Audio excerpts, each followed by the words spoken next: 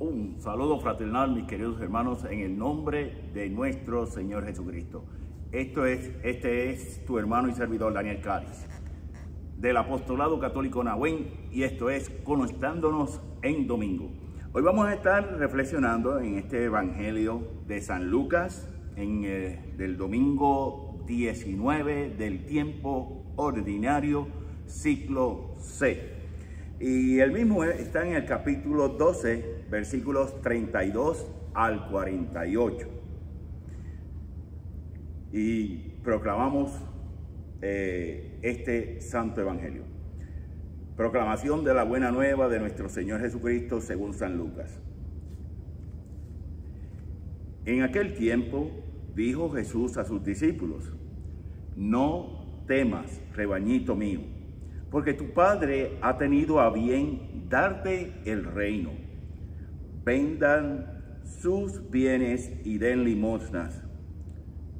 Consíganse una bolsa que no se destruya y acumulen en el cielo un tesoro que no se acaba, allá donde no llega el ladrón ni carcome la polilla, porque donde está tu tesoro, ahí estará tu corazón. Estén listos, con la túnica puesta y las lámparas encendidas. Sean semejantes a los criados que están esperando a que su señor regrese de la boda, para abrirles en cuanto llegue y toque. Dichosos aquellos a quienes su señor al llegar encuentre en vela. Yo les aseguro que se recogerá la túnica, los hará sentar a la mesa y él mismo les servirá. Y si llega a medianoche o a la madrugada los encuentra en vela, dichosos ellos. Fíjense en esto: si un padre de familia quisiera que ahora va a venir el ladrón, estaría vigilando y no dejaría que se metiera por un boquete en su casa. Pues también ustedes estén preparados, porque a la hora en que menos lo piense, vendrá el Hijo del Hombre. Entonces Pedro le preguntó a Jesús: ¿dices esta parábola solo para nosotros o para todos? El Señor les respondió: supongan que un administrador puesto por el amo al frente de la servidumbre, con el encargo de repartirle a su tiempo los alimentos, se porta con fidelidad y prudencia. Dichoso este siervo si el amo a su llegada lo encuentra cumpliendo con su deber. Yo les aseguro que lo pondrá al frente de todo lo que tiene. Pero si este siervo piensa: mi amo tardará en llegar, y empieza a maltratar a los criados y a las criadas, a comer y a beber y a embriagarse el día menos pensado, y a la hora más inesperada llegará su amo y lo castigará severamente y le hará correr la misma suerte que a los hombres desleales. El servidor que, conociendo la voluntad de su amo, no haya preparado ni hecho lo que debía, recibirá muchos azotes, pero él, el que sin conocerla haya hecho algo digno de castigo, recibirá pocos. Al que mucho se le da, se le exigirá mucho, y al que mucho se le confía, se le exigirá mucho más. Palabra del Señor. Gloria a ti, Señor Jesús. Pues bien, acabamos de escuchar, mis queridos hermanos, este evangelio de San Lucas, capítulo 12, versículos 32 al 48, ¿verdad? Entonces, miren, Como cristianos nos ha de mover la fe, esa fe que tenemos, que recibimos en nuestro bautismo. Esta mañana yo precisamente, junto con mi carnal Rafael Mendoza, estábamos aquí dando el taller, la clase prebautismal. Estábamos aquí dando esta clase. Y ahora mismo este salón está vacío, ¿verdad? Estaba vacío. Es sábado, estoy grabando para el domingo. Y entonces, ¿cuántas caras alegres se veían porque sus niños, sus hijos, sus ahijados iban a ser bautizados? Y entonces me acuerdo que Rafa, que tuvo que dar el tema de la responsabilidad de los padres y padrinos, ¿verdad? Perdónenme, pero es que aquí el aire no... nadie supone que esté usando esto, pero yo llego y... Anyway, y esa responsabilidad que tenemos todos los padres de educar en la fe, de cuidar, de velar por nuestros hijos. Y asimismo adquieren esa responsabilidad todos aquellos que de una forma u otra van a ser padrinos también, padrino, madrina, ¿verdad? Entonces, veamos, ¿verdad?, cómo el libro de la sabiduría siempre, y esto es bien importante que lo sepamos, siempre la primera lectura tiene el mismo tema del Evangelio. Y esto es siempre, y aquí siempre significa siempre. Y vemos cómo el libro de la sabiduría, en el capítulo 18, versículos 6 a 9, nos invita a tener esa confianza, mis queridos hermanos, ¿verdad? Y confianza en Dios, ¿verdad? Porque la confianza en Dios es tener esa fe, esa esperanza, y demostrarla entonces, mis queridos hermanos, con la caridad. Entonces, en ese sentido, es que tenemos que vivir en esa confianza. Esa confianza que me hace a mí creer, yo creo, y como Jesús me manda a ser un buen cristiano, un cristiano santo, yo también espero que otros sean así como yo trato de serlo. Y entonces, con ese otro hermano y con otros hermanos que no me conocen y que yo no conozco, estoy llamado entonces, mis queridos hermanos, a vivir esa caridad fraterna, o sea, a vivir el amor a través de las acciones, a través de los hechos. Y eso es básicamente lo que se nos pide aquí. El Señor, de distintas formas, en el Antiguo Testamento, le decía, en los Salmos especialmente, le decía el salmista, no quiero sacrificios, sino un corazón contrito, ¿verdad? Un corazón que esté verdaderamente arrepentido, mis queridos hermanos, ¿verdad? Y entonces, ¿verdad? Veamos cuál es entonces lo que se conoce como el contexto amplio, en lo que se está llevando a cabo en este capítulo 12 en términos generales. Primero, tenemos el anuncio escatológico, o sea, las cosas que van a suceder en el tiempo final, nuestro tiempo final personal y en nuestro tiempo final al final al final, ¿verdad? Y ese sería básicamente, junto con el anuncio escatológico, pues el Señor también nos pide, ¿verdad?, que tenemos que ser testimonios sinceros, valientes y público, ¿ok? Y público, que en mi trabajo sepan que yo soy un cristiano, que en mi trabajo sepan que yo soy católico, que en mi trabajo sepan, pero sepan de acuerdo a lo que yo hago y realizo. Si yo ayudo a los demás, ese es un buen cristiano. Si yo le doy un buen consejo a otros, ese es un buen cristiano, ¿verdad? Y entonces, pues ese es el contexto amplio. El contexto inmediato, o sea, lo que está sucediendo antes, porque el capítulo 12 termina con o sea, lo que sucede antes y después. Bien, primero, ¿qué es lo que sucede? Dios nos está pidiendo que pongamos la seguridad en Dios. Esa seguridad que yo necesito, ¿en quién yo la pongo? La pongo en los bienes materiales, la pongo en mi trabajo. Yo pongo esa seguridad, la dejo exclusivamente para cuestión de mi trabajo, ¿verdad?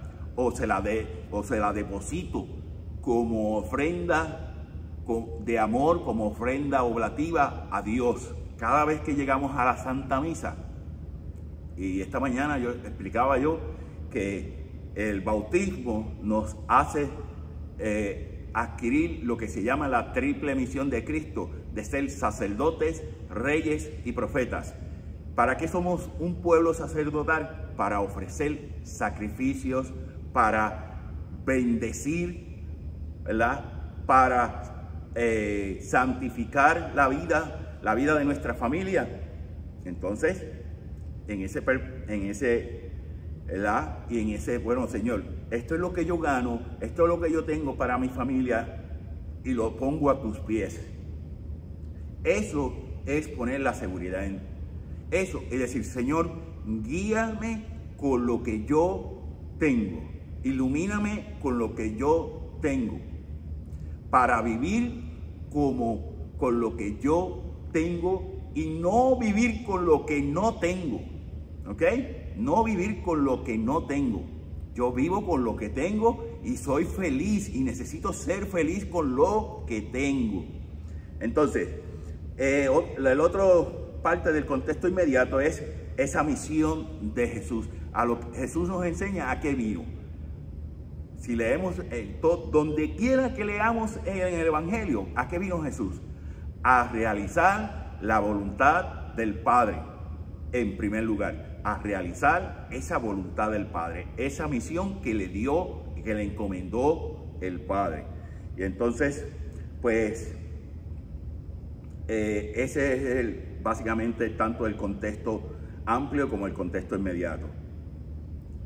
Entonces, en este Evangelio de San Lucas, mis queridos hermanos, para poder entenderlo, y esto es bien importante también conocerlo, para poder entenderlo, tenemos que saber distinguir que hay tres distintos tipos de auditoría. O sea, quien está escuchando, quien escucha ese mensaje, a quien se le dirigió, a quien Lucas le escribió.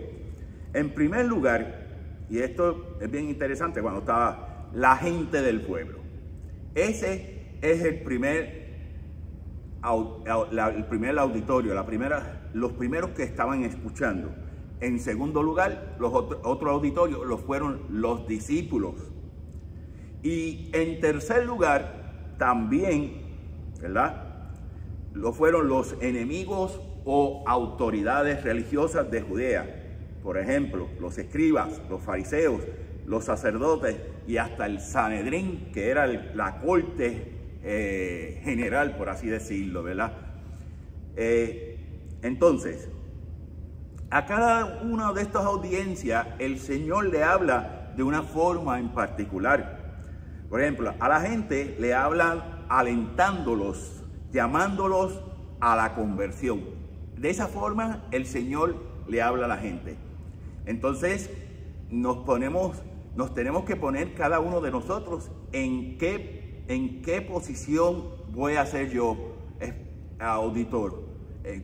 Yo voy a escuchar como gente, yo voy a escuchar como discípulo o yo voy a escuchar como líder religioso, ¿verdad? Y seguimos esto porque esto está súper interesante, hermanos, ¿verdad? Para aquellos que se convertían en discípulos, les hablaba con exhortaciones, con parábolas, comparando, pero siempre exhortándolos, ¿verdad? Entonces, y siempre con un tono esperanzador, mis hermanos. Entonces, para las autoridades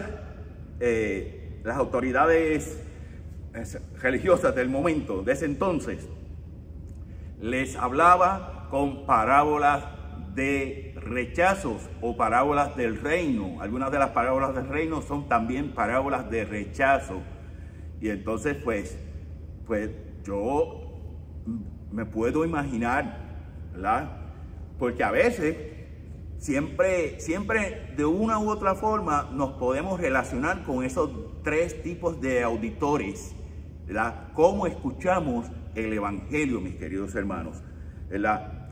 ¿Me voy a poner como pueblo o quiero ser discípulo, escuchar con discípulos para que el Señor me exhorte a mí y a mi familia? ¿Verdad? Y voy a decir como Josué, yo no sé ustedes, pero yo y mi familia, el burro delante para que no se espante por si acaso, ¿ok? Yo y mi familia vamos a servir al Señor, ¿verdad? Y entonces, vamos a responder, vamos a escuchar como autoridad, que ya lo prepotente, que ya lo tengo todo, yo soy la máxima autoridad. Ay, bendito mijo, lo que nos espera. Y en ese sentido, ¿verdad? Tenemos cada uno de nosotros. Entonces, en este capítulo 12 también, Jesús va enseñándonos sobre, primero, dos tipos de escatología, o sea, las cosas finales. La escatología significa las cosas finales. Primero, está lo que llaman la escatología individual. ¿Qué partes dentro de la escatología son parte de esta escatología, partes finales individual? Para mí, primero, la muerte, el juicio particular, el cielo, o sea, la felicidad eterna, la bienaventuranza eterna, el purgatorio. Hermanos, algo que tengo que decir bien claro: el purgatorio no es una segunda oportunidad.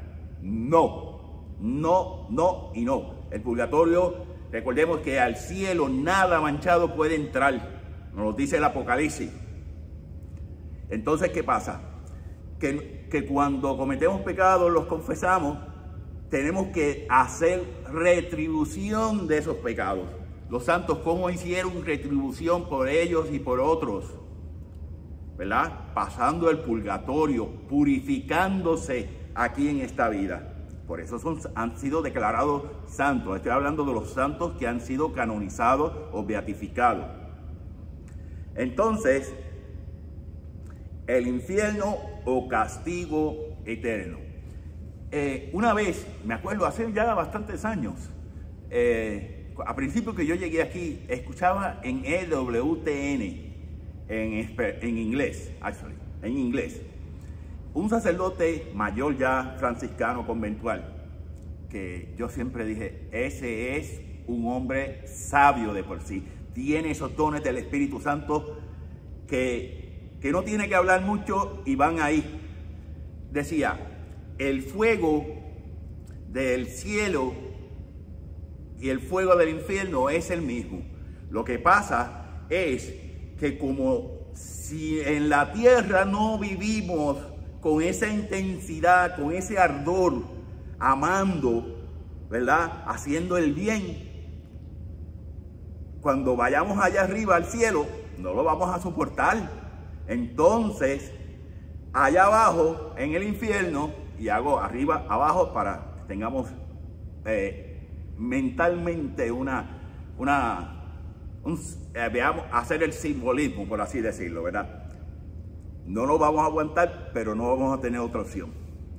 Y entonces, los que hayan vivido en ese amor, en esa fraternidad, en ese viviendo santamente, olvídate, porque ya vivieron ese purgatorio aquí, en este mundo, ¿verdad? Esos son los santos que han vivido el purgatorio en este mundo.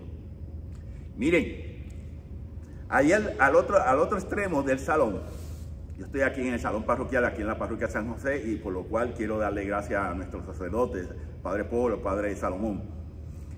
Está el cuadro de San Arnulfo Romero.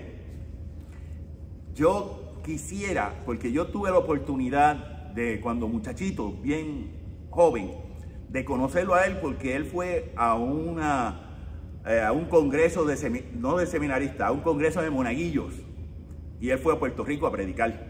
Y yo porque yo estaba en el comité organizador, aún muy muchachito, chamaquito. La vieja me decía, mi mamá me decía, ajo blanco, que donde quiera estoy. Así me decía la vieja. Pues y lo conocí. Y yo vi en su semblante todo, por alguna razón, yo lo pude percibir así, ya muy joven. Yo veía como cuando la persona, su cuerpo está quemado, en el sentido de que está sufriendo y pasando, y porque estaba de todo el tiempo alegre. No era que estaba no. Estaba todo el tiempo alegre, todo el tiempo con ese entusiasmo. Y mira, ven acá, flaco. Y me decía, y ven acá, ¿qué tú eres? Ven acá. Yo soy monaguillo y estoy empezando en el seminario menor. Ah, qué bueno, muchacho, qué bueno. Sigue así, muchacho. Pero yo veía como quiera, podía percibir, ¿verdad? Y la verdad, cuando leemos de la vida de Monseñor Arnulfo Romero, ¿verdad? Apóstol de las Américas, lean la vida para que tú veas cómo el gobierno lo persiguió. No solamente que lo fueran a matar allá dando misa, no. Eso fue todo literalmente, como decir, una trama de una novela, pero mala, bien.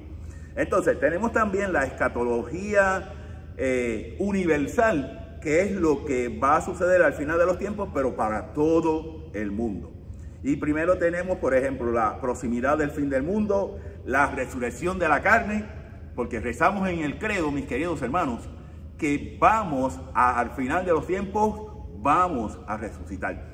Y esta mañana yo le estaba diciendo a la gente, a veces yo veo muchos cristianos, muchos católicos, que no vivimos en esa actitud de resucitado. Tenemos que comenzar a vivir en actitud de resucitado, ¿verdad? El juicio general es otra parte de ese tipo de escatología o final, y la consumación final de todas las cosas. Bien, entonces este capítulo 12, mis queridos hermanos, nos habla de todo eso, de todo este es el capítulo, uno de los capítulos del Nuevo Testamento escatológico por excelencia. Y esta parábola, la parábola de la vigilancia, hay que estar constantemente listo, hermano. Hay que ser, como dice mi hermano Fernando Casanova, hay que ser listo. Hay que estar como Dios manda, como la iglesia nos pide. ¿Ok? Y entonces, mis queridos hermanos, tenemos que estar en constante vigilancia. Como nos dice en la carta de San Pedro, nos dice, estén atentos y vigilantes, porque el león, el demonio viene como león rugiente, nos quiere devorar. Entonces, pues tenemos que ponernos esa crema que le llamamos la gracia santificante, porque recibimos por medio de los sacramentos, y que se nos aumente en la oración y en la vida sacramental, ¿verdad? Y tenemos que esa gracia nos vaya ayudando, nos vaya fortaleciendo, y pidiendo los dones, pidiendo la gracia y los dones, que siempre Dios nos vaya fortaleciendo. ¿Ok? Que hoy a María, que fue poseedora de los dones del Espíritu Santo, sin duda alguna, una mujer valiente, dedicada, fiel al principio y fiel al final, y fiel durante su vida hasta que subió a los cielos, adsunta, o sea, que los ángeles, Jesucristo subió, ¿verdad? La ascensión del Señor por sí solo, porque es Dios, pero la Virgen María no subió por sí sola, subía adsunta al cielo, o sea, porque los ángeles, como enseña la iglesia, la subieron. Entonces, que ella interceda, mis queridos hermanos, por cada uno de nosotros, para que podamos seguir perseverando en la fe, en el amor, en la caridad. ¿Ok?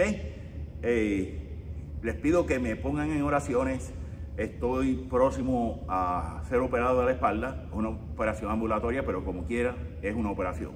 Así que, mi gente, 1.000.000 de gracias, cuídense y primeramente Dios. Será hasta la próxima, ya sea en la semana, en Palabra en Laudes y los domingos, conectándonos en domingo. ¿Ok? Cuídense, Dios me los bendiga a todos. Nos despedimos con la bendición del Padre, del Hijo y del Espíritu Santo. Amén, amén, amén.